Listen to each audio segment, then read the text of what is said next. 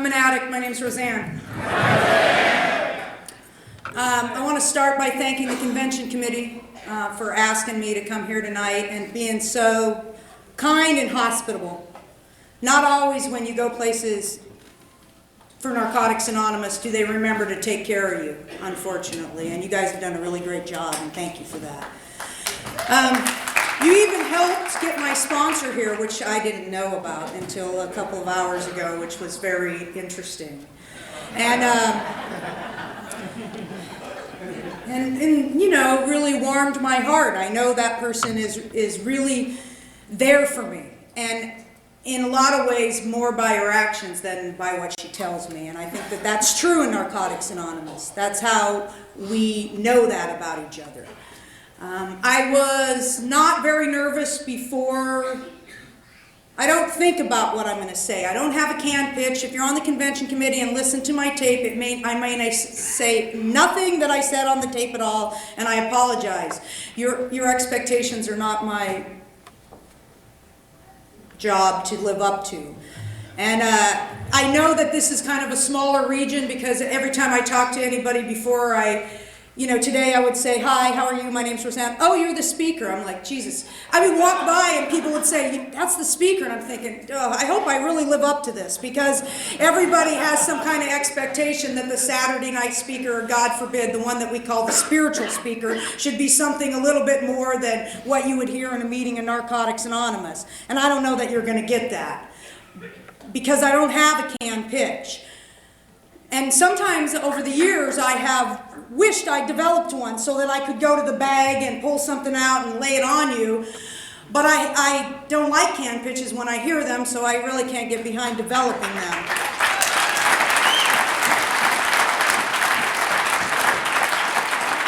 So I pray, and I have the gift of gab. I always have. And so that power that I've come to understand here has now found something somewhat productive to use it for. And so that power is what's going to drive. And I'll say what I'm going to say, and sometimes I say things in meetings that I think afterwards, what the heck was that about? Nay! That was a little bit more revealing than I really wanted to be tonight. Apparently you didn't think so. So I was sitting in my chair, asking God to use me for the vehicle to tell you about this wonderful program in Narcotics Anonymous and how you can recover here and live a life that you never dreamed possible. But my heart was racing. And then I had somebody excitable next to me that kept screaming, and I kept, was trying to calm down, and I was like, okay, quit doing that to me. You're making me freak out a little bit. So I always have to start with where I am right now, because I have in the past not done that, and I sucked the whole night. So I'm not a person who's going to give you along what it was like. I really know that we all know how to do that. And one of the reasons why, and this is one of the things that my sponsor and me disagree on, and that, you know what, that's a wonderful thing that I have a relationship with somebody that we don't always agree. You know what? If you have a relationship with anybody in your life that you always agree with, only one of you is doing the thinking. And the other person is probably people-pleasing and stacking up resentments along the way that will eventually come out if you still have a relationship with that person. And I don't talk a lot about what it was like, because it was very important to me what it was like. I first came to the program in Narcotics Anonymous in the early 80s via treatment center that isn't Narcotics Anonymous. Narcotics Anonymous doesn't have treatment centers. But I went to a treatment center, a 6-month treatment center, because I had criminal justice problems. And it seemed like a good alternative to the other options they were laying on the table. So I went to this treatment center, and I had no real desire to stop using. I had an opinion that it was a particular types of drugs that got me into problems, that if the type of drugs I use in a particular type of way were the things that were my problem. Those were the things that caused problems. Injectables were problematic. Seemed like a lot of problems happened when I injected drugs. And I really didn't have a concept at all about being powerless over my addiction. I had no no understanding of what that really meant. And Narcotics Anonymous was young then. I live in a region that has 1,200 meetings a week. We have like 20 areas, and I live in I live in the greater San Jose area, which Narcotics Anonymous is old there. I mean, they had one of the first meetings at 4 o'clock on Sunday afternoon when there was only, a handful of meetings in the whole region. So Narcotics Anonymous has been around a long time, but still in the early 80s, we didn't even have a meeting every day. Which I know a lot of you who live here experience in places where you live. In small towns, you don't have meetings every day. And so I came here, and really Narcotics Anonymous was, convict heroin addict anonymous, really. They didn't say that. They said it in our literature. We're not interested in how much or how little you used or who your connections were. We wrote that long before we lived up to it. We were very interested in how much or how little you used and who your connections were and where you went as a result of that. We were very interested in that. And I was 20 years old and very impressionable, still in some street smart, but still, wanted to live up to that and very much was interested in that. And so when I stayed around in that treatment center for that period of time, I thought that I worked the first 3 steps because they made me. And by the way, if you're in a treatment center and they're making you do stuff, that don't count. You know?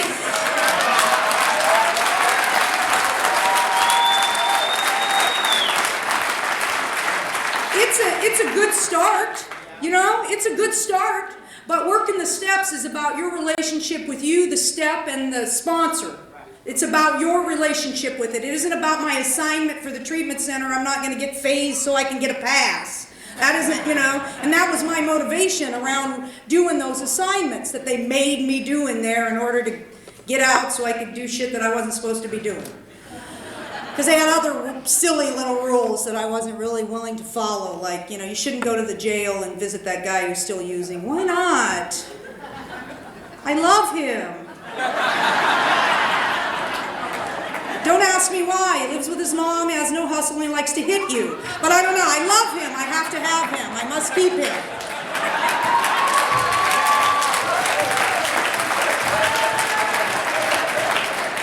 And what I found out from working the steps is because I had no self-esteem. I loathed myself. I hated myself. And I got tired of beating myself up, so I found other people to do it for me so that I could blame them. It's your fault. It's your responsibility. I didn't have any personal responsibility in that relationship. And so I stayed in that treatment center, and the basic text tells me that recovery is an active change of my ideas and my attitudes. That did not happen in that period of time. I'm not a person who said I had recovery and relapsed. Because I didn't have any recovery. I had a timeout. I was like, when your kids are bad, you must go over here and sit for 5 minutes. It was kind of like, you must sit over here for 6 months. The court says you must sit here for 6 months. Be good, stay out of trouble. And I know how to, conform. I know how to follow rules, and so that's what I did. And I thought that I worked the first 3 steps when I was there, but I had no idea what it meant to be powerless over my addiction. I knew my life was unmanageable. I was living in the back of a Ford Pinto, sleeping in the back of a Ford. You have to crunch up like this because, it's like you have to go sideways and crunch up sideways, and then the sun beats down on your window because, he had it going on, so I was living in the back of a Ford Pinto. I knew how to pick them. I was like a heat-seeking missile, you know what I mean, to whatever the worst thing in the room was. I must have that. I was about 2 months clean, and my friend took me to this big meeting, a couple hundred people meeting. They called it the Romp and Stomp meeting because it was really, it was like that. You know what I mean? Nobody be quiet, and it was just chaotic and crazy. And I'm sitting in this room, and I'm looking around, and I go to my friend, "Who's that?" And she just starts shaking her head. She's been clean a little while. She goes, "You have the uncanny ability to find the sickest motherfucker in the room." It's like, she goes, "Stay away from that." You know what I mean? What are you thinking? So I was living in the back of this Ford Pinto, and I knew when I got to Narcotics Anonymous that my life was unmanageable. It didn't take someone with an IQ much above plant life to figure that out. I mean, I kind of had a little thing going on. I could figure that out. But I didn't understand the concept of being powerless over my addiction. I didn't understand that it was the first one that got me. I didn't understand that it was what went on in my head, in the way that I thought and reacted to situations. I didn't understand any of that. I still thought it was that particular substance that got me into trouble. And so as a result of the way that I thought and believed when I was here, I didn't stay clean. I was going to socially smoke weed. I had a plan. It was going to work. I was going to do things a little different. I was going to get a job. And I went back to the same neighborhood that I'd lived in and rented a room from the more functioning people in the neighborhood, the ones that didn't live with their parents. And I thought that it was going to be different. And in a week's time, I was going to socially shoot heroin on the weekends. Like, that's what you do at the cocktail party after work or something, you know what I mean? And that started a couple-year run. And after staying around this fellowship, I don't know what your guys' relation, what goes on here as far as the court system, but where I live, the court system sends many of us to the rooms of Narcotics Anonymous, because today Narcotics Anonymous is a viable, real program that professional people actually admit people recover here. You know, that is a wonderful thing. We're not a secret society. We're not some other program, stepchild. We're real and viable on our own. And I only go to Narcotics Anonymous, not because I think other places are bad, because I don't. I think that there's a place for everybody. And I found my home here. And when I was first around Narcotics Anonymous, people didn't stay. You know, they would stay a little bit of time and get what they needed and start going somewhere else to get some recovery. And there's no recovery in NA. There's not really any recovery in NA. And I got a couple years clean, and I was terrible too. I was very involved in service. I was terrible. I knew everything. I couldn't imagine how Narcotics Anonymous survived before I got here. And I decided, though, the one decision I made in my kind of militant stance in that period was that, God damn it, there's going to be recovery in Narcotics Anonymous, because I'm going to stay here and make sure that happens. There's going to be females with long-time recovery in Narcotics Anonymous.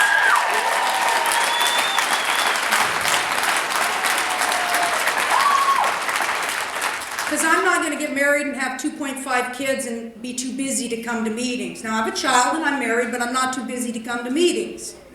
I'm never too busy to participate in my recovery, because it scares me what happens to people who don't participate in their recovery. So I picked up and I went on a run in that couple-year period, and I had listened to what happened around here. I believed people were staying clean, and I saw the light in your eyes, and I saw the joy in your laugh. I felt the joy in your laughter, and I believed that this thing was working. And at that point, when I had first gotten here, I didn't understand when people say drugs didn't work for them. I thought, what are you, an idiot? Now I was 20. And they took us a lot of times to another program because that was what was available. And I would look around there, and they were ancient. They're probably as old as me now. You know what I mean? I was looking at them, they were ancient. No wonder you're staying clean, because look at you. You just don't have any hustle left. You got no game. It's obvious why you want to be here. And they would say stuff about drugs, you would hear that, drugs don't work for me anymore. And I think, what are you, an idiot? Don't you know how to use? What do you mean they don't work? I just have no concept. And if you're sitting in this room and I say drugs don't work for me anymore and you don't have a concept, I can't tell you the concept. I can't make it happen to you. I can't explain it to you. It's something that happens to you. And so I didn't understand that. But when I picked up and started using, it got worse. Like they tell us that our disease gets worse. And it took me to a place of desperation that I had never experienced in my entire life. And every part of me knew what it meant to be powerless over my addiction. I knew it with my body, mind, and spirit. Every part of me surrendered to this disease. And at that point, when that happened to me spiritually, I was still using.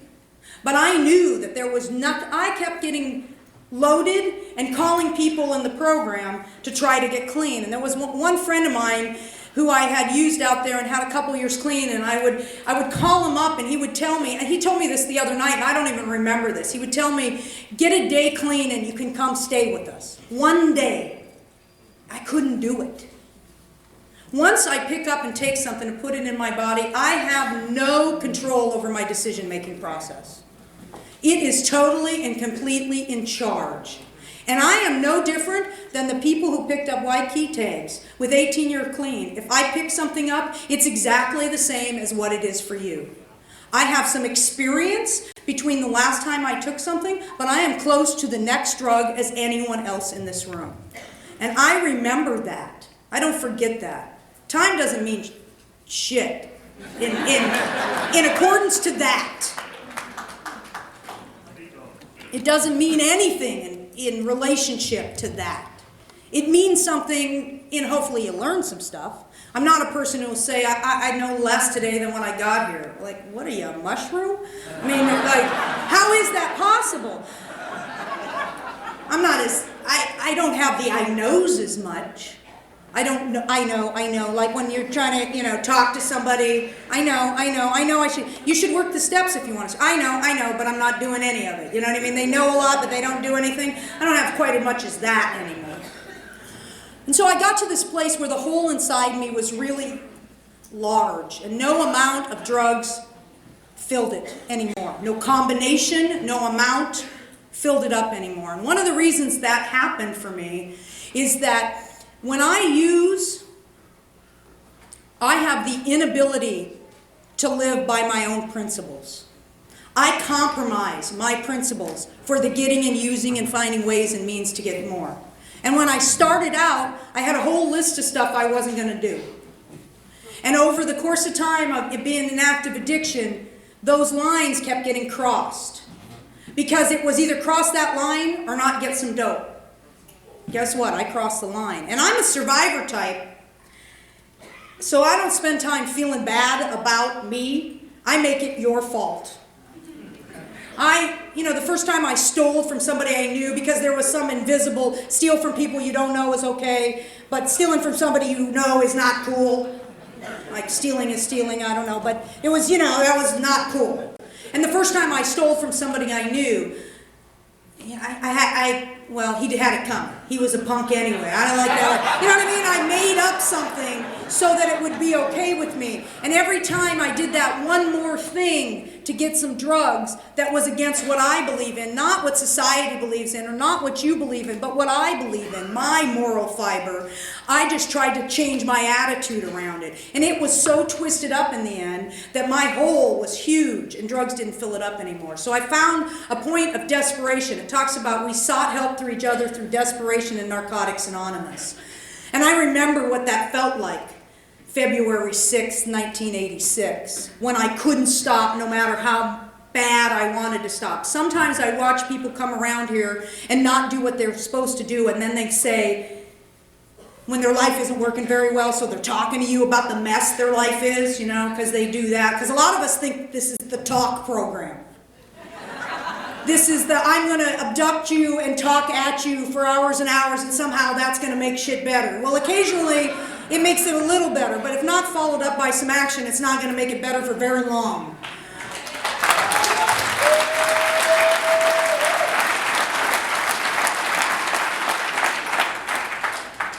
Now I lost where I was. Powerless? The talk program. Oh, desperation.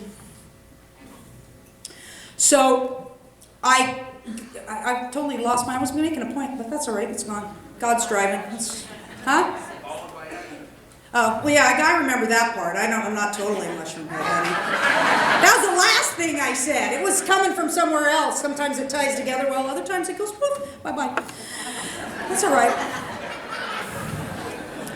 So I came back to this program, and February 2nd, 1986, I was so filled with pain and desperation and unable to stop. I know where I was. A lot of times people say that that they don't want to get loaded when they're not doing what they're supposed to be doing. But after, well, I'm not doing this and I'm not doing that, my life is suffering, but I don't want to use. And you know what, folks? Not wanting to use ain't enough.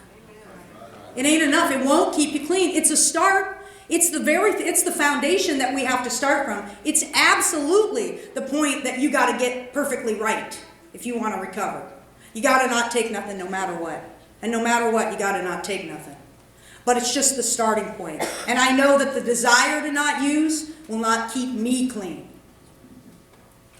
I tried it. I tried to get clean. I had the desire to not use for a good 9 months to a year, every damn day. And I couldn't get it. And I came to meetings and I called people in the program and I checked into treatment centers and promptly checked out the next morning when the sick came. I couldn't get it. And so I finally got to that point of desperation and I checked into this treatment center that I had been in before. And in a couple-week period after I got feeling a little better, I had a bad case of the eye nose because I'd been there before. But I knew that something had changed inside me. And I think we all know when that happens to us, especially if we've had exposure around here, or if you haven't had any exposure around here and you feel the hugest empty hole inside you and a place of desperation that you don't know how you're going to live through it one more day the way that you feel. Welcome to Narcotics Anonymous.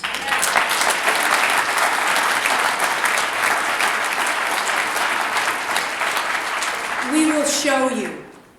We will show you how it's done by what we do. That's what happens here. And it isn't as quick as the bag you can get on the corner from Chewy. It ain't going to happen, you know what I mean? It isn't that. Because when I was using, I would take drugs and put them in my body and I would get that feeling, that warm blanket in the cold winter, like cold, I don't live where it's cold, like cold out there, like you just climbed into a warm blanket and everything was all right no matter what was going on in your life. Narcotics Anonymous' program doesn't give you that kind of relief, but it is much more long-lasting than however long that drug lasted. The work that you put into staying clean lasts longer than 6 or 8 hours or 12 hours or till you come to tomorrow and you're left with the same stuff. The work you do here will take longer, but it'll change you inside. You will become someone different, and that feeling of desperation in that hole will start to shrink and it will get filled up with other stuff. And so if you feel like that, desperate and in a lot of pain, and you're new, or maybe you've been here a while and you haven't been willing to do what was suggested recently and you're having that kind of feeling, and you're in a meeting in Narcotics Anonymous, that's a good place to be. Because I'm motivated by pain. I'd like to say that I do everything here motivated out of virtue or because I'm a wonderful do-good NA'er and I do everything I'm supposed to. But today I do it because I have a less of a threshold to pain. I don't need so much pain as when I was new. I needed a lot of pain, a big fire under my ass to get me going when I was new. Because I had a tolerance. I had built a tolerance for pain. There was a lot of that in my life every day. So I needed a little bit more of a oomph, but I had enough of it when I got here to get willing to go to any lengths to get it. And my willing to go to any lengths to get it has never looked like willing to go to any lengths to get drugs. I have not had to compromise myself to stay clean.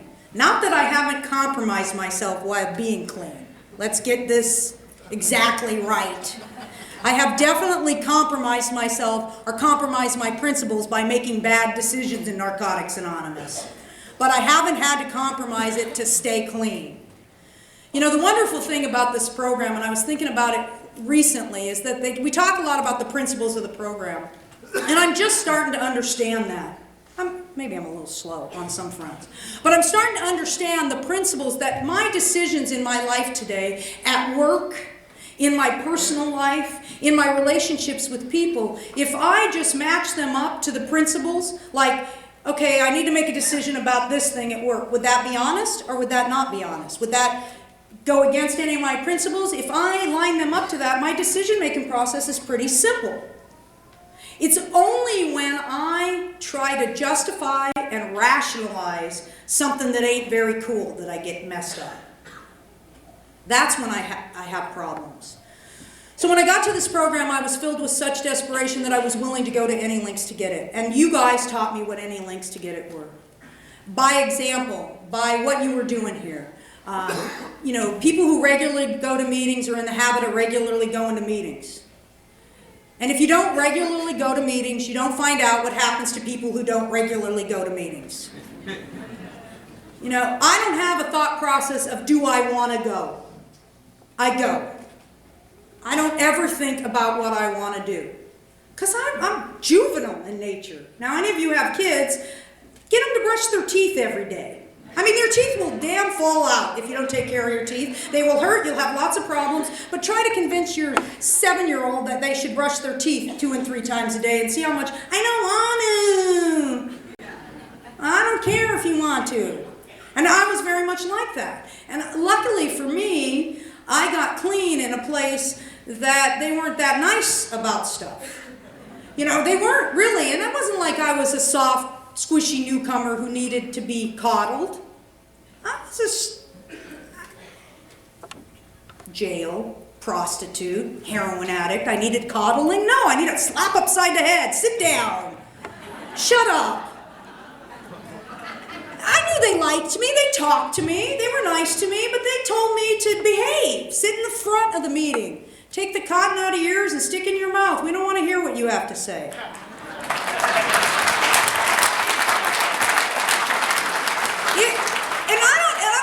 In a bad way, but it was really good for me. It wasn't like, and they used to say there used to be this guy around the rooms who was very angry. I'm quite sure now that he probably hadn't worked the steps. He used to throw shit around, and he always used to say, you know, work the steps or die. You know what I mean? You fill in the last couple blanks. I try not to cuss so much anymore. I know I've cussed a couple times already. And because when I got to Narcotics Anonymous, I liked to talk and I didn't have anything intelligent to say, so I just filled it in with a bunch of profanity so that it could last longer. And not that I think NA needs to be that kind of place where we're all politically correct and PC and nobody is offended by anything I say, because it will probably happen at some point. I'm not trying to offend anybody, but it will, you know, it will probably happen.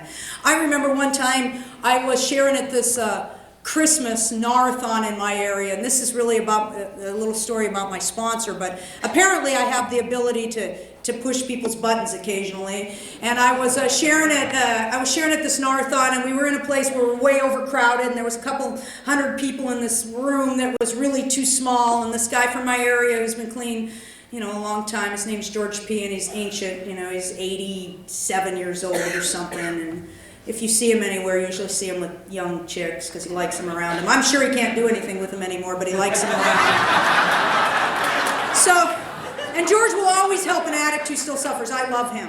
But I'm sharing with him, and he loves to talk about what it was like. And so he did his little pitch about what it was like. And it was Christmas, and I had a little suit on and a dress, and I was looking cute, so it's my turn to talk about it. And there's this woman who's apparently somewhat intoxicated, and I'm not sure what her story is, and she's kind of laying in front of us like this on the floor, and she decides she doesn't like me.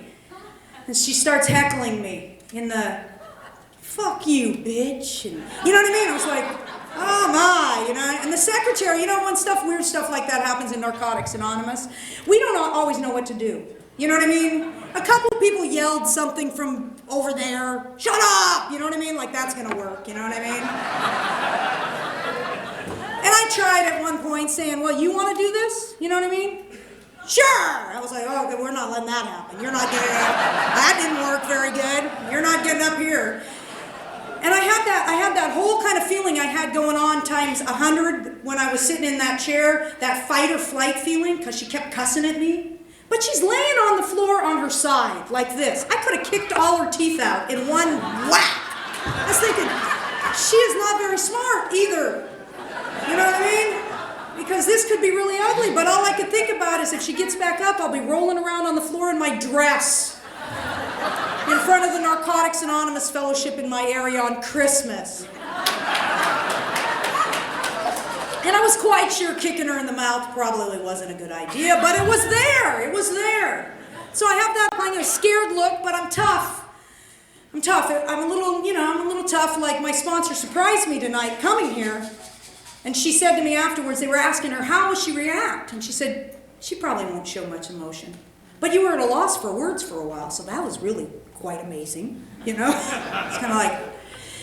So I'm trying to hold it together and still give a message in Narcotics Anonymous, but I'm filled with that fight or flight stuff. And so I'm looking at her and she goes like this, just a minute. And she gets up and she sits down next to the woman and she grabs her by the arm and she says, it's going to be okay. Now she held on to her arm. I was quite sure that she wasn't getting up. And I could finish sharing her holding her arm. And that was like so monumental to me about the kind of support you get here by showing people, not by doing anything. It was like, you need help, I'm there for you.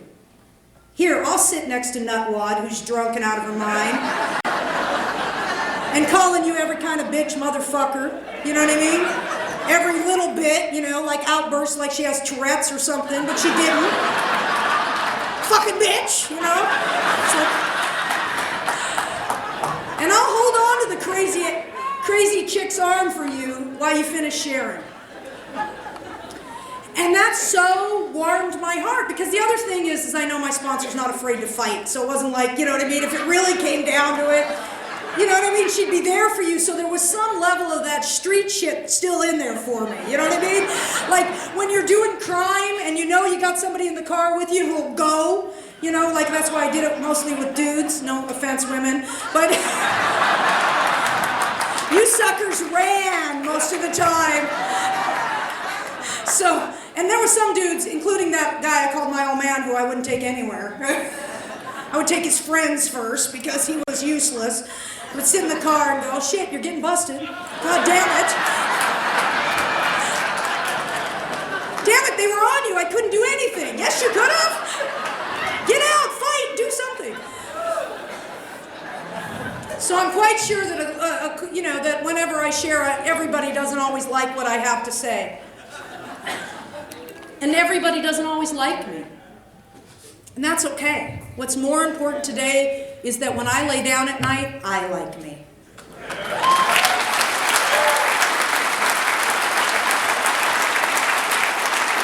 Through working the steps in Narcotics Anonymous, I'm okay with me. That was not the case with the person I was describing when I got here. I did not like me.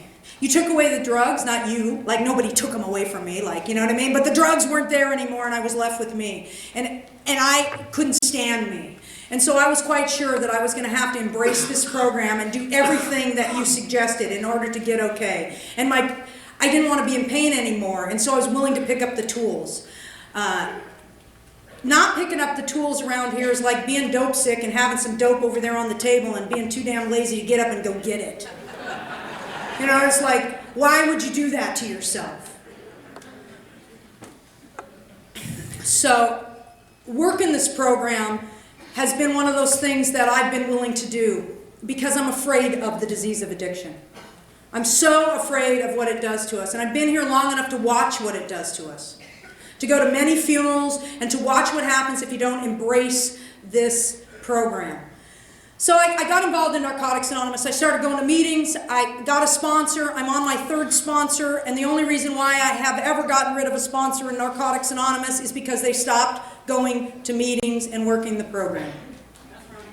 Not because I found out they had a character defect or two that I discovered, or that I discovered that I didn't like something they did, or some decision they made. How many times, this really bugs me.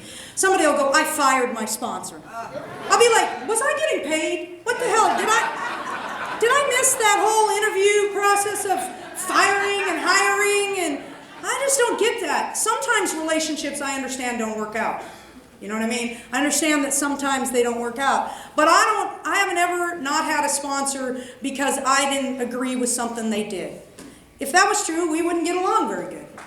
You know what I mean? Because we don't agree, especially in service. We disagree on stuff, but we have principles. And when you live by principles, you can actually disagree without being disagreeable. I don't have to dislike you if I don't agree with your opinion.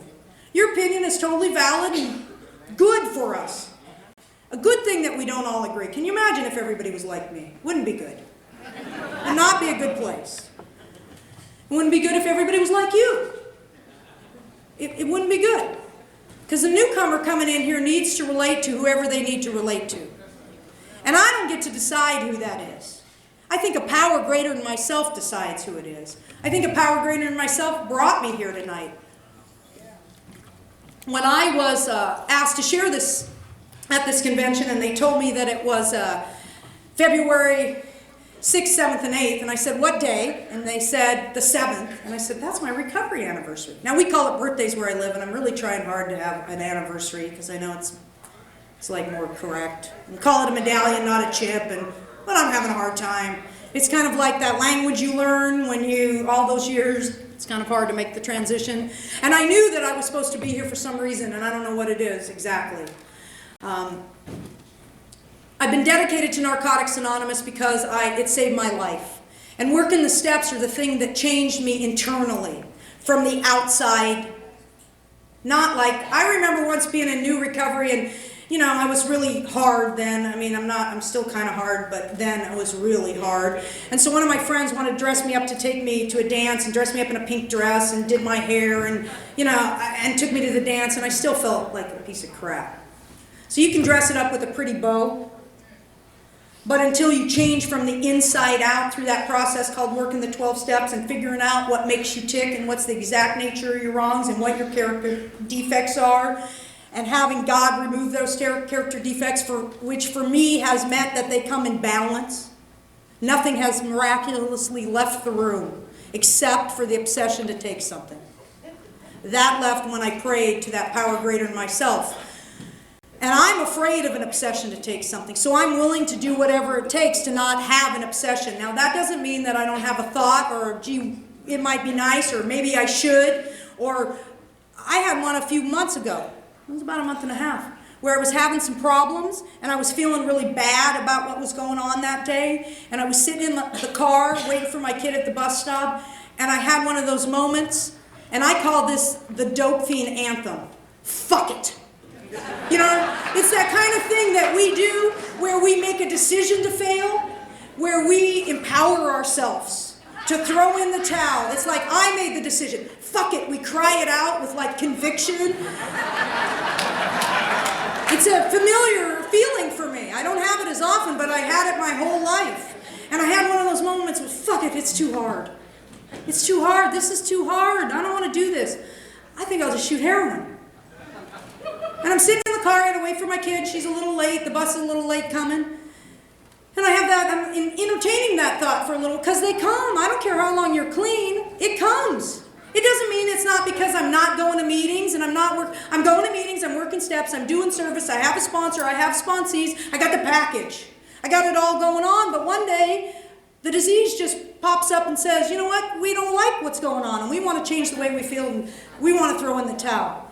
So I'm sitting there for about 10 minutes waiting, and the little 12-year-old child with the pretty little blonde head and bright eyes and just a wonderful kid who's grown up in the rooms of Narcotics Anonymous, and she was like 3 days old in her first meeting, who has been loved by this fellowship and the people in it, and taught. I'm not a person who's afraid of what my kid will hear here.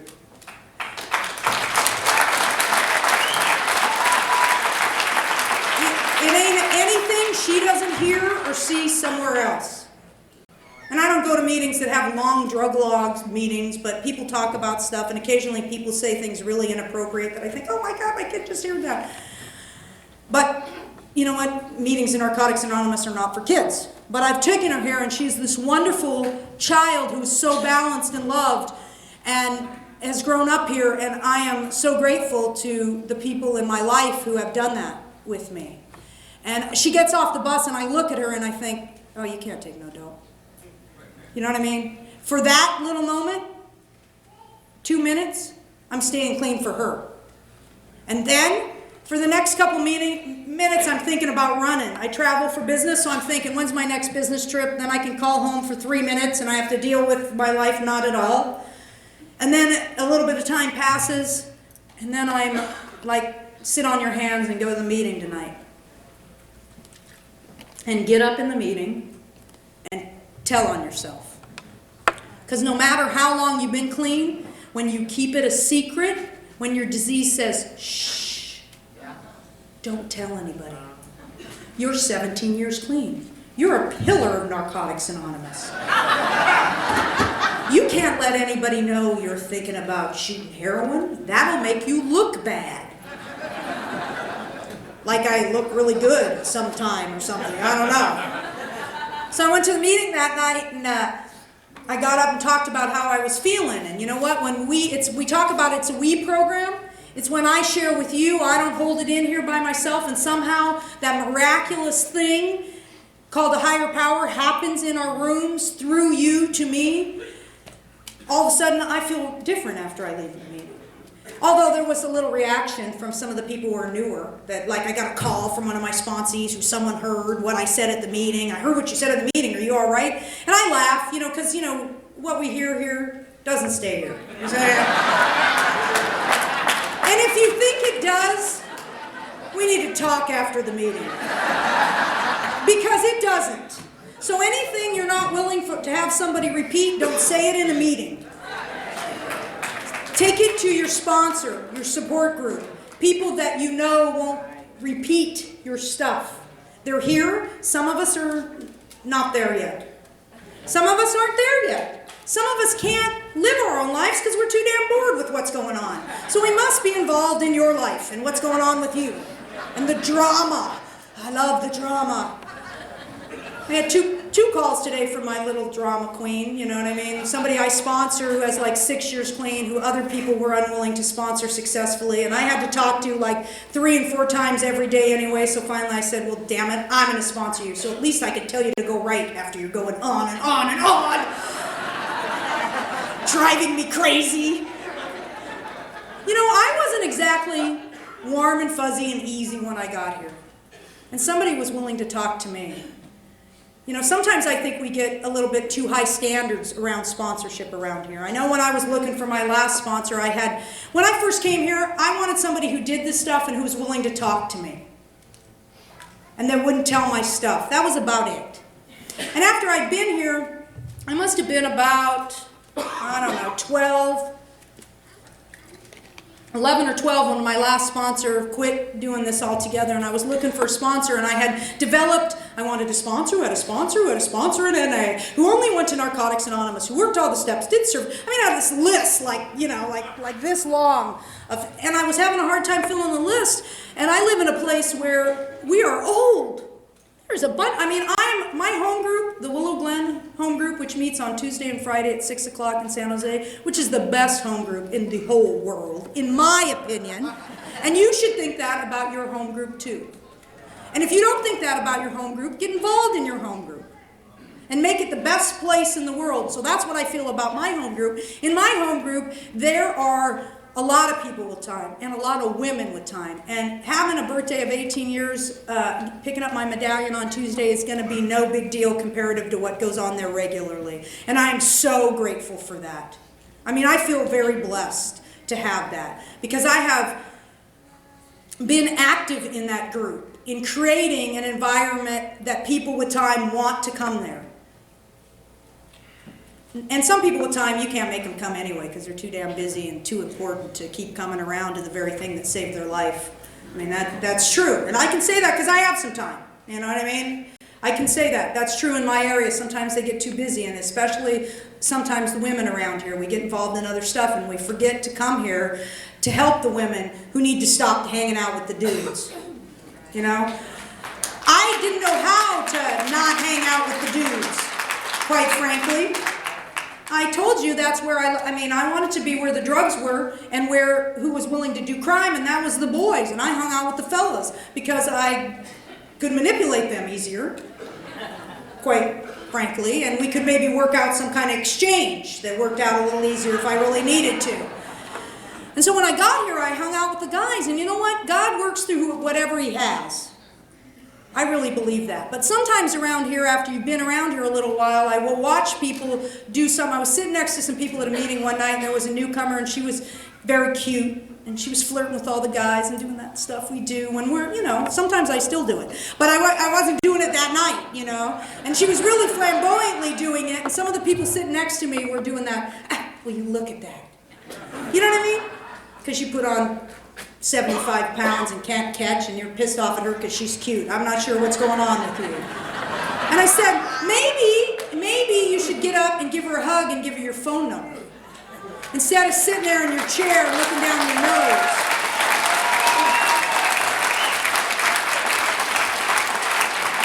Because a lot of times we forget what we were like. And so I wasn't very easy when I was first here, and I didn't know how to not behave the way that I was behaving. I didn't know how to hang out with the women. I knew how to hang out with the guys, and I didn't know how to not to sleep with people I wasn't supposed to. I didn't know how to not do that. I went out with this guy once when I was new. Oh, 3 times actually. Terrible, all 3 times. I went out with this guy 3 times when I was new because he asked. He asked. I had no self-esteem to say, no, I'm not interested, no thank you. He asked, I went. I didn't know how to have appropriate relationships. I don't even know your last name. I have no idea anything about you if I like you, but you want to go to bed with me, so I think we should. I didn't have any clue about any of that stuff. And sometimes people who have been around here a while frown on that from the newer people. I didn't kind of think that was very cool, which it probably wasn't very cool, but I was doing what I knew how to do. And I did it a couple times, and it was really bad. And at that point in my life, I gauged everything on certain things. Sex was really important on the list of things. And I gauged a lot of stuff on that. And so it was really bad. Why would I ever do it again? But I didn't know how to say no. I had no self-esteem. And so I went out with the guy again, and how I finally got to the point, that I don't even know why I'm telling this story, how I finally got to the point where I could say no, because somebody's sleeping with somebody they don't want to. I'm sure that's why in here. So that you can figure out that you don't have to live like that anymore. And that sleeping with guys who have time clean when you're new will not get you any more recovered than it will before you started that.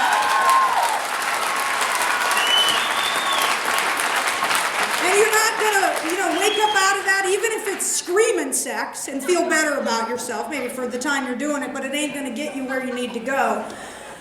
And the 3rd time I went out with him, I was like, I don't want to do this. It's like a bad trick that ain't paying you very much. I don't want to do this. How am I going to not do this? And then I thought about it. Well, he spent $26.42 on dinner. Would I sleep with a guy on the streets for $26.42? Hell no. That was the kind of mentality I had. That I had the inability to value myself or even make my own decisions. I had long attitude, but the inability to really value myself. I was arrogant and had no self-esteem. I had no dignity. And that was before I started working the steps. And so after I started working the steps, I found out that I had value, and that I had dignity, and that I had principles, and what I thought was important, and what I felt was important, and that I could stand up for myself, and that if I said no to you, this is another thing that drives me nuts. People sometimes will ask you to do a favor, and then get mad when you tell them no.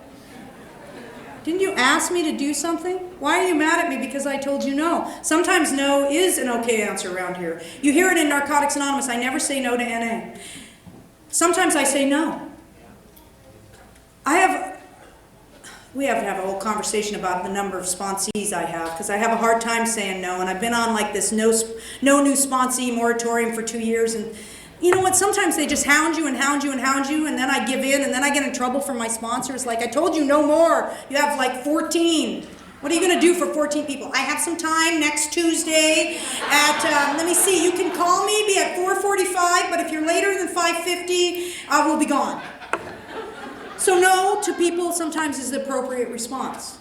No, I don't have the time or the ability to help you. Because when I make a commitment to sponsor somebody in A, that means that I make a commitment to be there for you. I make the commitment to fly to Missouri on your 18th birthday. That's a long damn way. I was shocked. That's pretty amazing. And that's not the most important thing that she's ever done for me.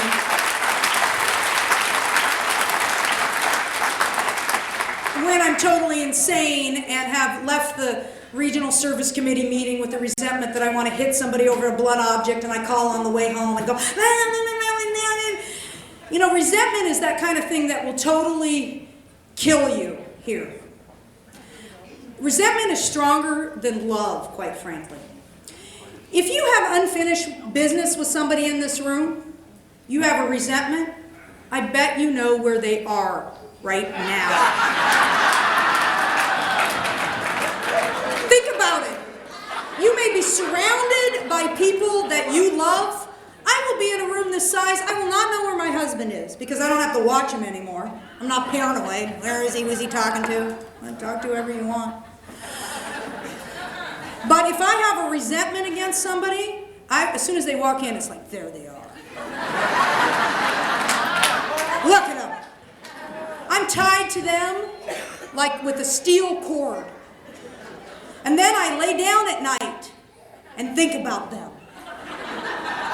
Like I said a few minutes ago, recovery has taught me I don't have to sleep with people I don't like. And that means inside my head. So the remedy to that is pen, piece of paper, write, call sponsor, read to sponsor, listen to what sponsor has to say about that, and then pray for them. That is the antidote to it. It isn't stopping going to the regional service committee meeting because you make me insane. Because you're not doing what I think you should do. I have learned so much about myself doing service in Narcotics Anonymous. It is the playground for all of us to learn how to function with each other. Where in the world can you scream at people and not get fired? Throw shit across the room. Carry on like you're totally inappropriate, and we may stop you and ask you not to behave like that, but we're not going to throw you out. I have learned so much about myself by doing service in NA, and I'm dedicated to Narcotics Anonymous. I always do something. Not like when I was 2 when I needed to do 5 things all at once. But I always do something. And I believe in keeping your commitments from the beginning to the end.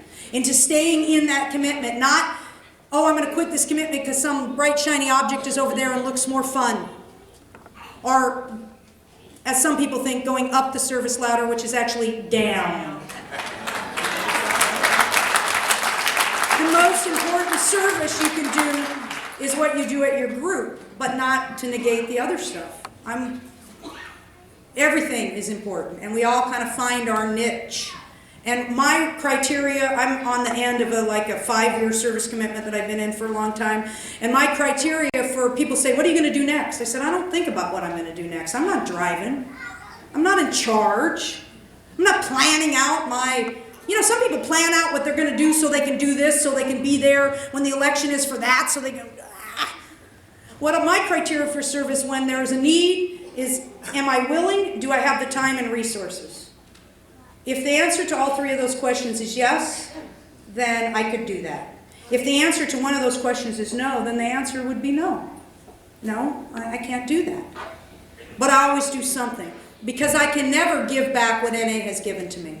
My life does not look at all like the person I described to you when I was new. Today I'm a woman with dignity and pride and self-esteem and love and friendship and a whole wide range of emotions, and none of them are negative, even anger.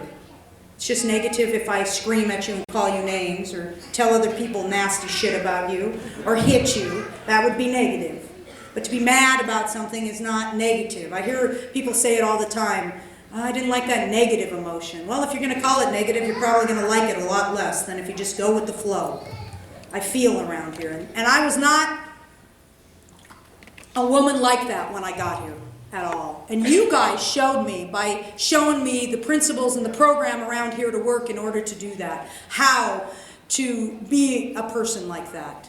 And I am so, so grateful for that. But I also know that I can never fully pay back what has been given to me. And I believe that if you're around here and just coming to meetings occasionally and sticking your butt in a chair and you're not sponsoring other people and you're not doing service for Narcotics Anonymous, you're probably just ripping it off.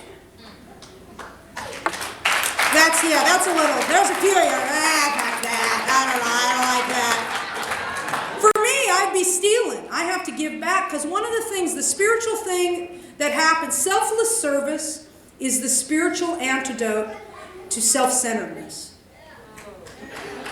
And so in order for me to not be the self-centered, it's all about me person that I am, I have to give of myself freely. And when I'm giving of myself freely, God sneaks in the back door. I believe that. Stuff has happened to me, for me, without even my participation. I show up when I have a commitment at somewhere, like that experience I was talking about where I was having that really bad day. And I showed up at that area service committee that night that I always go to. Because that's what I do. I always go to my area service committee, even when I don't have a commitment there. Because I care about what's happening there. I don't have to have a commitment to be interested in what's happening. So I showed up there, and you know what? For that 3.5 hours that I sat in that room, I didn't think about me once. It's amazing. I was unconcerned about self. And so when I do service to NA and sponsor people, I'm unconcerned about self. And God sneaks in and fills me up with something that I just gave away. And that stuff that I get filled up with by participating actively in my recovery is better than any dope I ever took.